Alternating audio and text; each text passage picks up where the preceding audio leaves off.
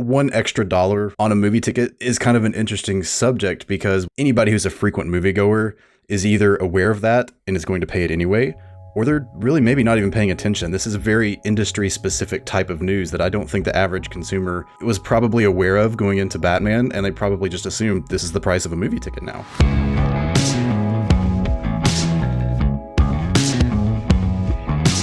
Welcome to the Box Office Podcast. I'm Rebecca Pahle, Deputy Editor of Box Office Pro, the only publication in North America exclusively dedicated to the movie theater industry.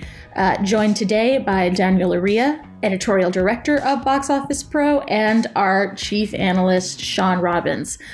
We have a lot of things to talk about today. Obviously, we have the first weekend box office performance of the Batman, which we're going to dive into in a few minutes, as well as some interesting news from AMC. But first, Daniel, I want to touch base on here briefly the evolving humanitarian crisis that is taking place in the Ukraine right now. What have been the ramifications on this crisis on the global cinema industry? No, of course, as you mentioned, Rebecca, it's been an extremely difficult time here geopolitically because of the horrible tragedy evolving in the Ukraine right now with Russia's invasion of the country. This is a cinema podcast that we are going to be covering this from the business perspective on how it is impacting exhibition and distribution there.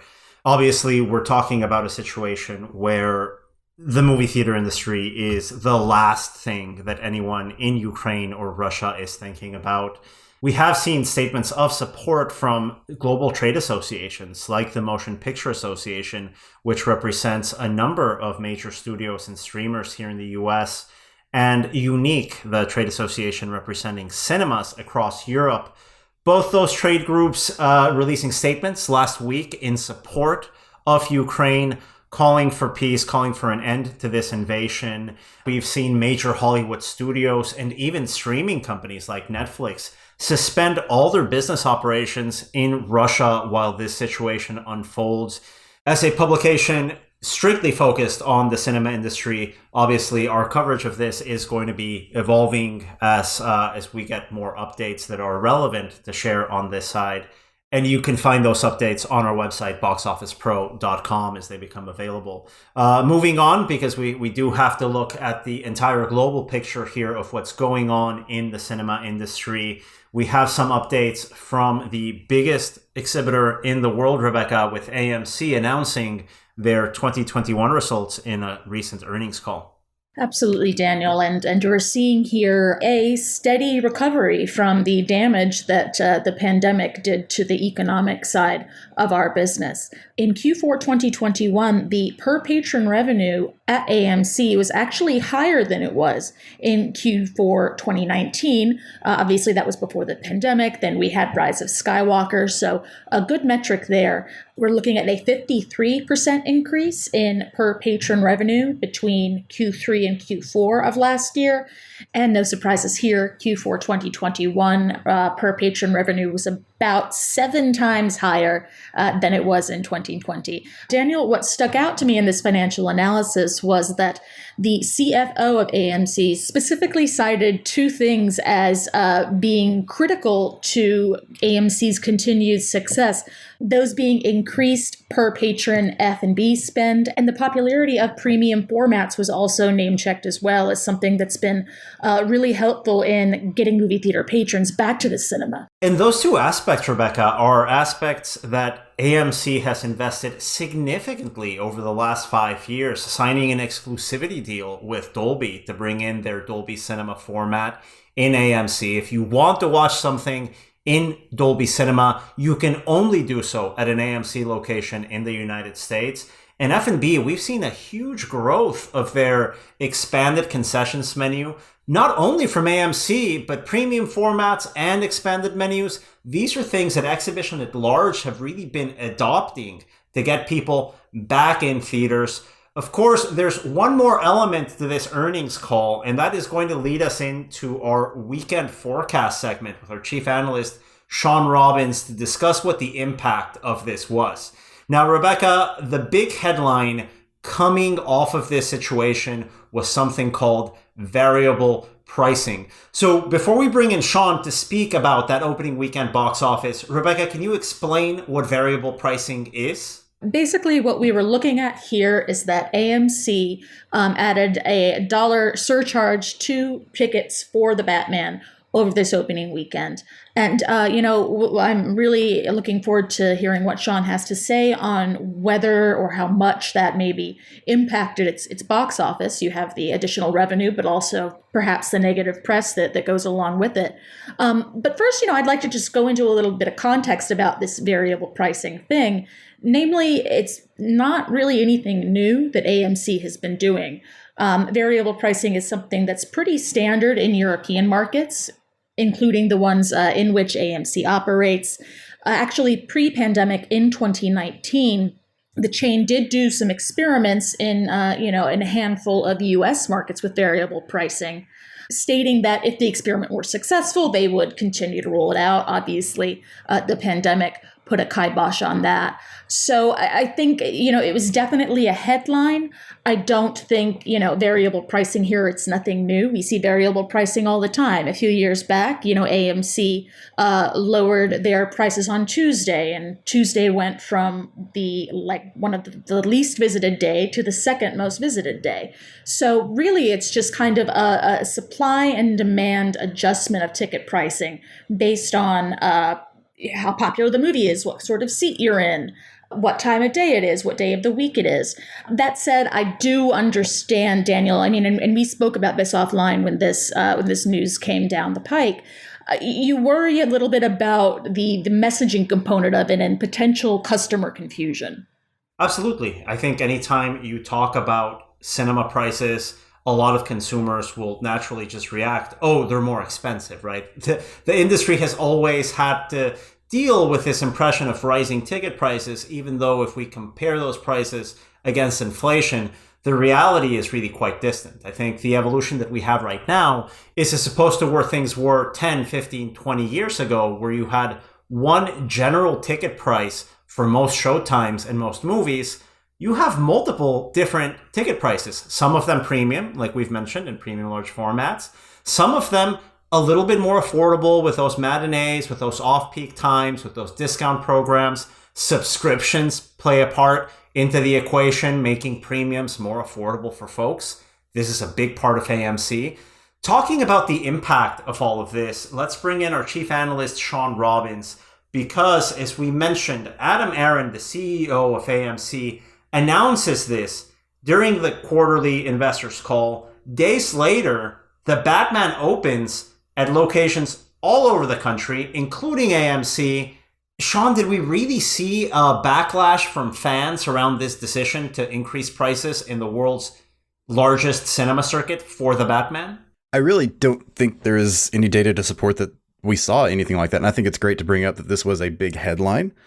But ultimately, as you point out, this is an industry that's dealt with rising ticket prices and supposed backlash to that for a long time. I think the slight difference now is the fact that we are living in an inflation economy, and consumers are expecting this from every industry, from everything they do, not just going to a movie, but buying chicken from the grocery store, anything like that. So $1 extra roughly or so on a movie ticket is kind of an interesting subject, because what I see happening right now is anybody who's a frequent moviegoer is either aware of that and is going to pay it anyway, or they're really maybe not even paying attention. This is a very industry specific type of news that I don't think the average consumer was probably aware of going into Batman, and they probably just assumed this is the price of a movie ticket now. I'm sure they were more concerned about the cost of gas to get to the theater at this point. That's such an important point you guys raised, that this is, I think, also a reflection of rising consumer costs in all areas of life, especially as we get out of the pandemic. And that includes labor costs. And with AMC, the largest circuit in the nation and the world, saying in their US theaters they're going to take one title and increase the average ticket price by $1 during opening weekend, there were some concerns of, hey, does this push moviegoers in the opening weekend of the Batman to another circuit? Does it hurt the box office? We saw this movie open up to $134 million domestically from 4,417 screens. Shawn, how does that number line up with those opening weekend expectations? Do you think consumers shied away because of a situation like this? I really don't. If consumers were shying away from this movie, it had a lot more to do with factors that we did discuss in the last few weeks. This is the reboot of a character that's been rebooted a couple of times now in the last decade. It's a very dark film. It's a very long film. I think these were far more top of mind for most people going to see this movie than anything to do with ticket prices at this stage.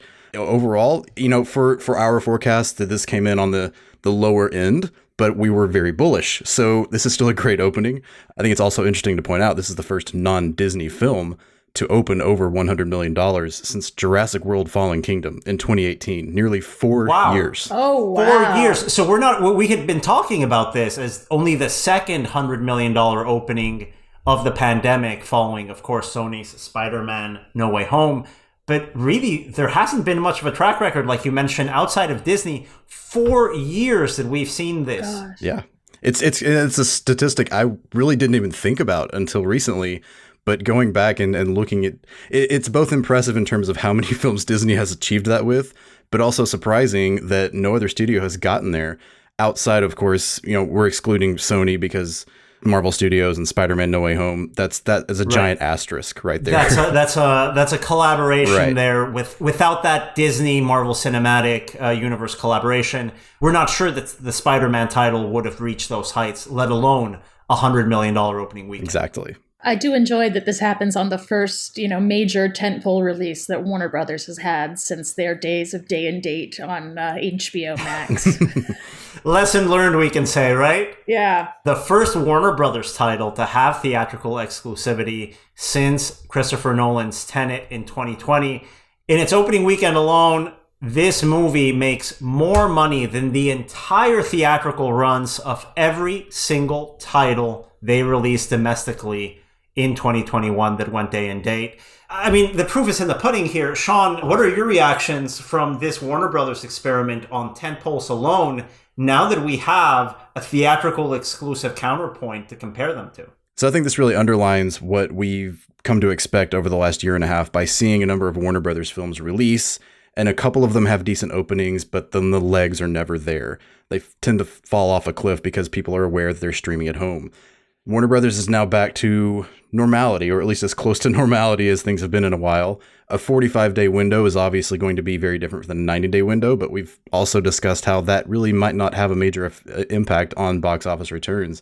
And I think this opening, in particular for this film, sets that up because there's not a lot of competition coming this month, and word of mouth is really strong. So, to come off of a $134 million weekend with essentially 3 weeks with zero competition ahead of it, and a character that everybody loves and is kind of discovering again with its new vision, I think this is a great way for Warner Brothers itself, as well as the rest of the industry, to kick off what's really increasingly looking like a normal year once we hit spring and summer. I mean, I'll definitely be one of those people seeing it on the second weekend due to that word of mouth. I was kind of unsure as to whether to see it. Heard great things. What are your expectations for the second weekend drop? It's such an unusual situation for a variety of reasons, which is weird to say about a Batman movie because there have been like 15 of them. Yeah. But I would imagine, still bullish because there's no competition really. I think that's the biggest challenge, is looking at this movie as a very adult-driven comic book film. To that end, I look at movies like Logan and Joker. They're the two standout comparisons in my mind. Logan dropped about 57% in its second weekend, but it also faced Kong Skull Island 5 years ago, and then Joker dropped 42%. I think something between those two is reasonable for the Batman, because we also have to consider that Warner Brothers included Tuesday and Wednesday and Thursday previews in that opening weekend number. So when we see the Friday number come out this weekend, it might initially look like a steep drop, but I think once Saturday and Sunday hit, and really the days and weeks after that, this thing really has a lot of room for legs, especially because of that adult appeal. I think some of those audiences are going to come out and try to discover, what this new Batman movie they're hearing about is all about. And that word of mouth that Rebecca mentions, I think, is going to be critical, as you guys have been talking about, in gauging how this legs out. The pluses and the minuses are there. The minuses, it's 3 hours long. You can't really dedicate as many showtimes. But the plus here is, as you mentioned, Shawn, there's really nothing else for the next 3 weeks. Forget about the showtimes. You can book this in multiple screens, because even looking at this weekend, there's not a single new release on the schedule. You can keep basically the same footprint that you had in that opening weekend for this title. So I think once we look at these nuances in the schedule, that 3-hour runtime, that's less of a factor than we originally imagined. We have to talk about word of mouth as well. Rebecca mentioned she wasn't planning on seeing it. She heard great things. You're going with your boyfriend back to see it. Well, he saw it and he came out and said, I definitely want to see it again. So let's pick a day and we'll do it. And that's so critical, right? Those repeat viewings. We talked about this on last week's episode, Shawn, when we looked over the entire box office history of the Batman franchise. You get the big numbers when you get fans to show up twice. From my perspective, guys, I actually saw this at an AMC location, like we had mentioned. I wanted to see this in a Dolby Atmos format. I heard a lot about Matt Reeves getting involved with the sound design of this title. It sounds fantastic in an Atmos auditorium. Dolby Atmos is available in many, many circuits all over the nation, all over the world. That immersive audio experience I thought was really, really good. And when we look at that impact on a circuit by circuit level of that $134 million opening, 8 of the 10 highest grossing locations in North America for the opening weekend of the Batman were AMCs. So we're seeing right now from consumers, when it came from opening weekend, they had their pick of knowing, well, some of them at least, that they might pay a little bit more. And they did so anyway. And this is a movie that the studio also says earned 30% of its opening gross from premium screens. So I think that also speaks to the fact that these built-in prices might still be worth it. I mean, we've seen for a long time now how much more willing audiences are willing to pay for IMAX and for Dolby and for RPX and for ScreenX. These are built-in added value experiences. I feel like between the success of this film and Spider-Man No Way Home, Box Office Podcast, and the wider cinema industry is maybe entering its I told you so era, which has been a long time coming. We get to take a couple victory laps, but of course, with a caveat that there are some bad habits here that I think we have to watch out for. We're right now having one big major tentpole every quarter and not much in between. I think things like event cinema, diverse programming, mid-range titles, that's going to be a little bit more important to focus on to make sure we have consistent movie going in these lulls between these major blockbusters. Right. To put a pin on this variable pricing conversation, because I think it is frankly something that a lot of exhibitors in the United States are looking at, are considering. Variable doesn't always mean higher.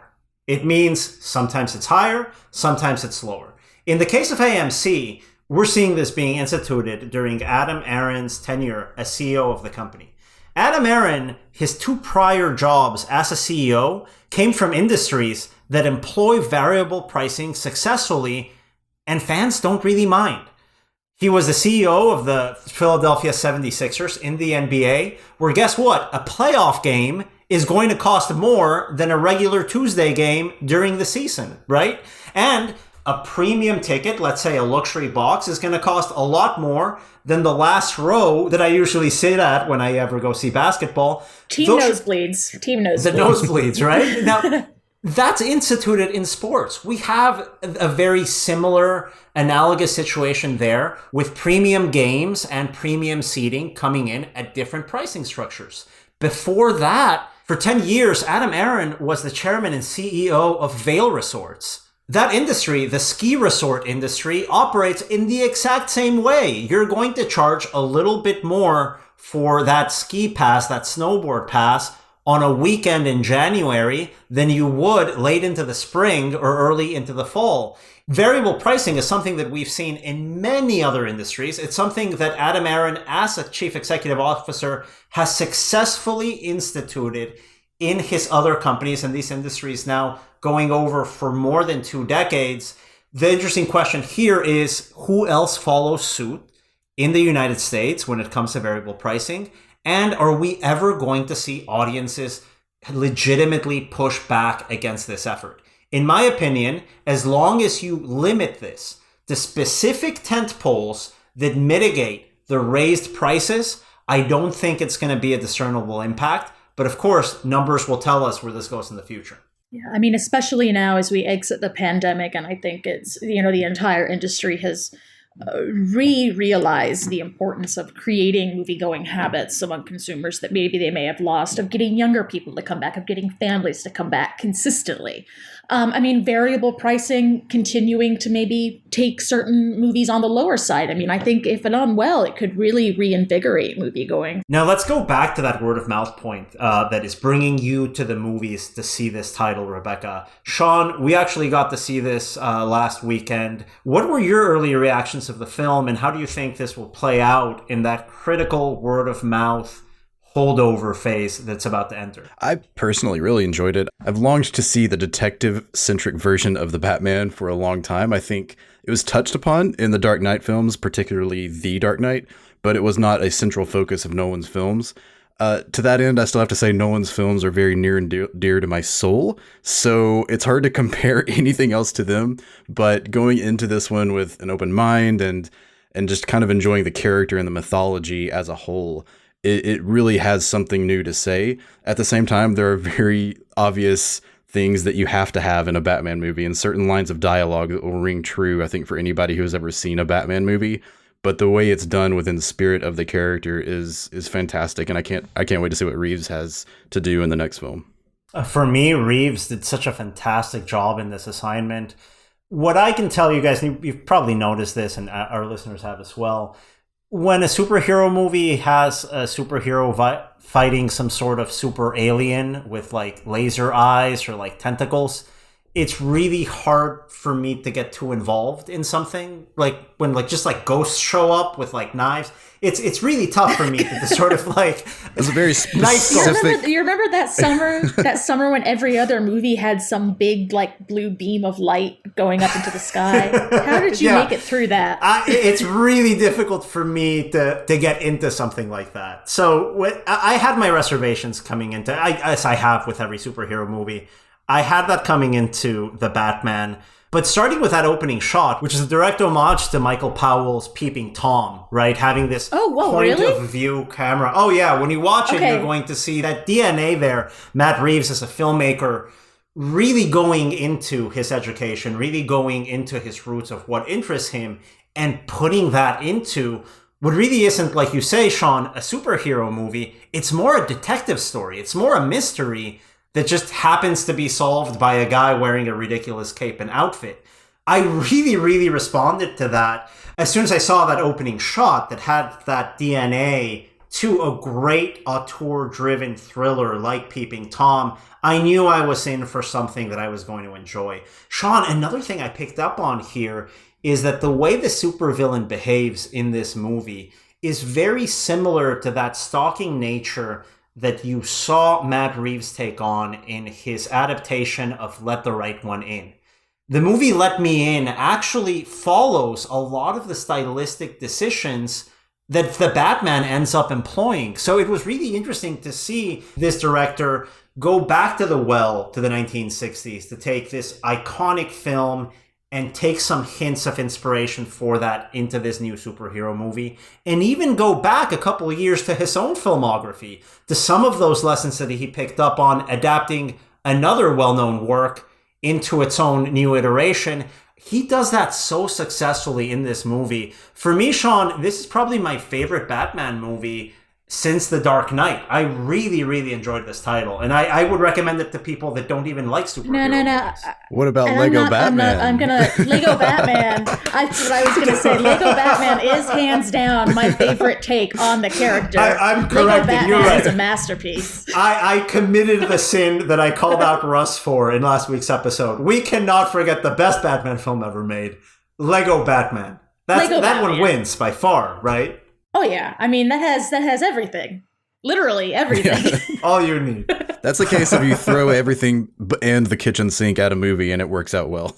Well, I think I am happy to wrap this episode up on an appreciation of Lego Batman. What do we have next week? We don't have there's nothing coming out. What can we talk about next weekend? Yeah, Shawn, what's going on? Like, are we really expecting another like?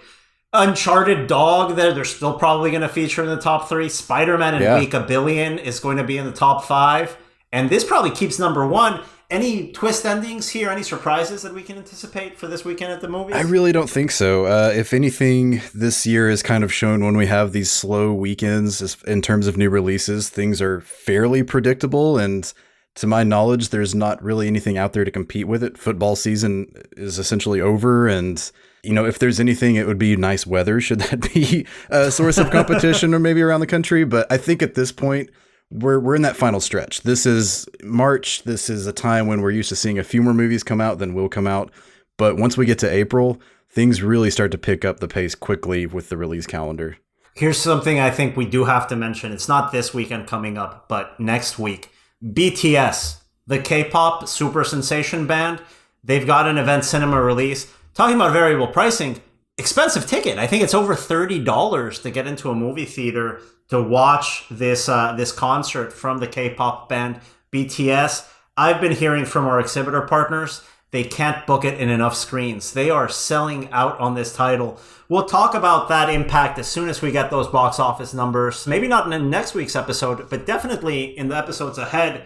We're going to need players like that. Just little surprise events coming in from alternative programming, mid-range titles to come help us out, because like you guys, as much as I like these Batman movies, we need something else to keep people buying tickets. It is true. It's very true. Thank you once again for tuning into this episode of the Box Office Podcast. Please do check in next Thursday, where we will go over Batman's second weekend drops. Thanks, as always, to Daniel and Shawn, and to the Box Office Company and Record Edit Podcast, who co-produce this series. Thank you so much, and have a great day.